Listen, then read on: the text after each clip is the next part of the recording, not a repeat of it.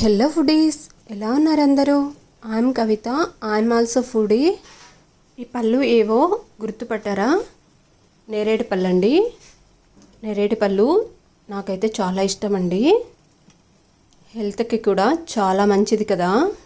చిన్నప్పుడైతే వీటిని చిన్నవిగా చూసేదాన్నండి. ఇప్పట్లో అయితే ఇలా పెద్దవిగా వస్తున్నాయి. చిన్నప్పుడైతే ఈ పెద్దవి నేనైతే చూడలేదు. చిన్న నేరేడు పళ్ళులకే సాల్ట్ వేసుకొని తినేవాళ్ళం అన్నమాట. వగరుగా స్వీట్గా చాలా బాగుండేవి అప్పట్లో.